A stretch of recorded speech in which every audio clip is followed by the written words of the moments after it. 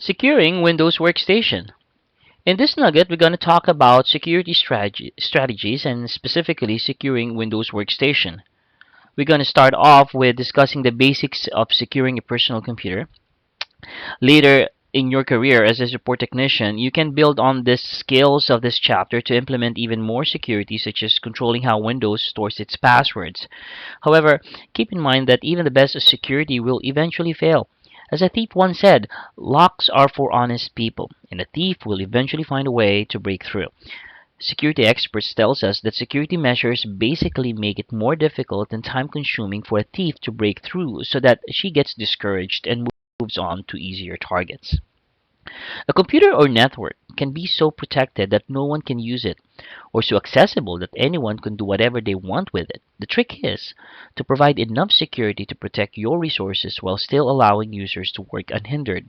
Also, too much security can sometimes force workers to find non-secure alternatives. For example, if you require users to change their passwords weekly, some of them might start writing their passwords down to help remember them, thus, of course, making it really vulnerable.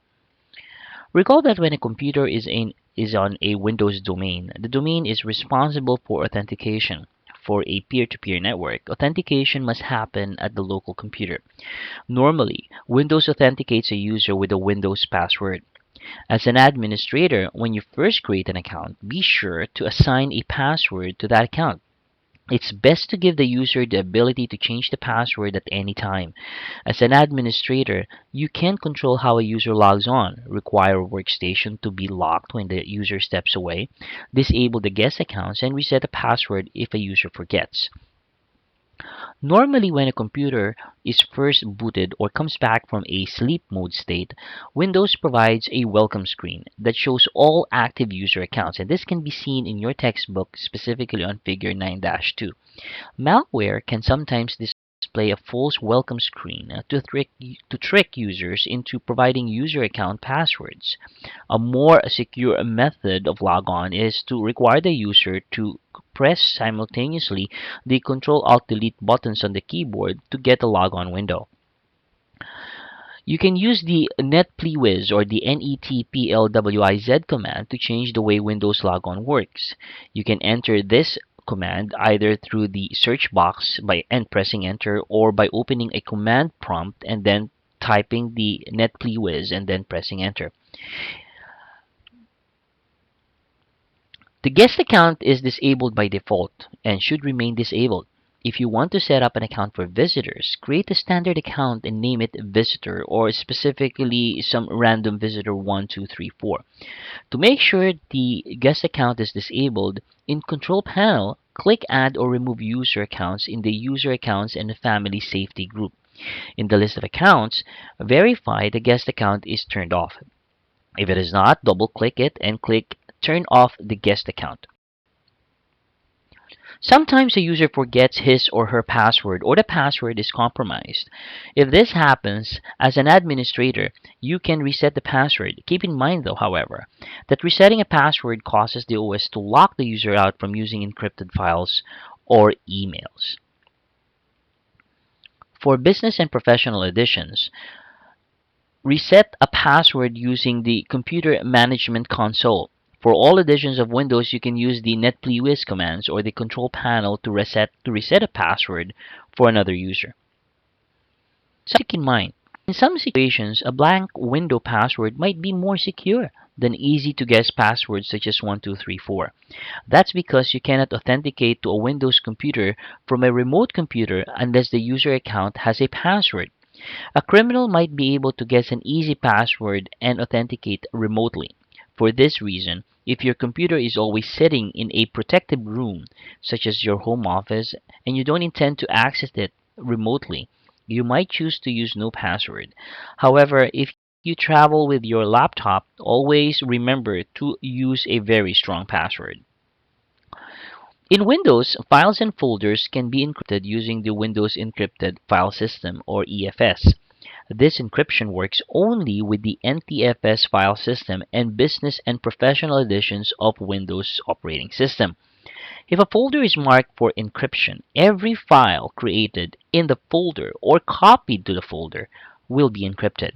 An encrypted file remains encrypted if you move it from an encrypted folder to an unencrypted folder on the same or another NTFS volume or partition. This is a diagram of how or where you can encrypt a folder. And here in this diagram, you can basically show the checkboxes that you need to tick in order to encrypt a folder and all its subfolders and contents. Recall from from the previous chapter that a router can serve as a hardware firewall to protect its network from attack over the internet. Recall that the best protection from attack is layered protection, and this can be found in your textbook figure number 9-12. In addition to a hardware and network firewall, a large corporation might use a software firewall called a corporate firewall. This is installed on a computer that stands between the internet and the network to protect the network. This is also sometimes called the DMZ or the demilitarized zone. This computer has two network cards installed, and the installed computer or corporate firewall filters the traffic between the two network interface cards. This is an example of how the corporate firewall is going and can be set up. As you can see from this diagram, a personal firewall, also called a host firewall, is a software installed in a computer to protect this computer. A personal firewall provides redundant protection from attacks over the internet and also protects a computer from attack from other computers on the same network. When setting up a SOHO network or a small office network or personal computer, you must first configure a personal firewall on each computer. Windows Firewall is a personal firewall that protects a computer from intrusion and is automatically configured when you set your network location in the Network and Sharing Center. However, you might want to customize these settings. For example, recall that in previous chapter that you can customize Windows Firewall to allow access through remote desktop connections. Recall as well that through the use of a group policy utility controls, users can do with the system and how the system is used by using the available Business Professional Windows Settings editions. Using group policy, you can set security policy to help secure a workstation. For example, you can set policies to require all users to have passwords and to rename default user accounts as well.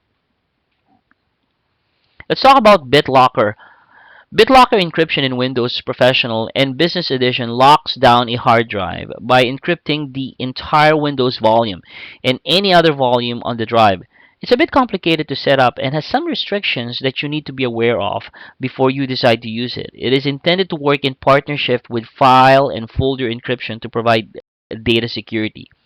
Just a little tip, however, in the Microsoft certification, or sorry, the A plus certification of CompTIA 220-802 exam, you are expected to know about this feature and how to implement such encryption. It is also important that you know the benefits that this encryption can provide in a SOHO environment.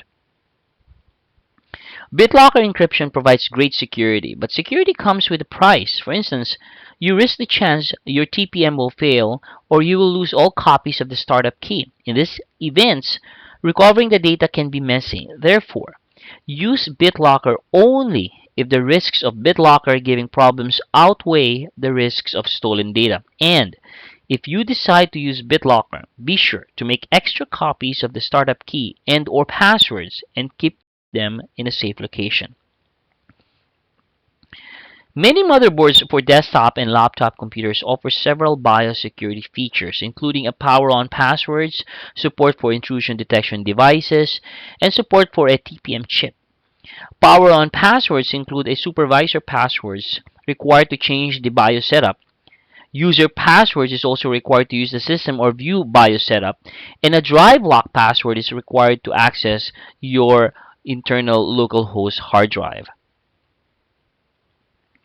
Many motherboards for desktops and laptop computers offer several BIOS security features, including power-on passwords, support for intrusion detection devices, and support for a TPM chip. Just remember, power-on passwords also include supervisor passwords that is always required to change the BIOS setup, as well as the user passwords and a drive lock passwords. In the next succeeding slide, we're going to take a look at some other security strategies that can be done using Windows 7. I hope this has been informative for you, and I would like to thank you for viewing.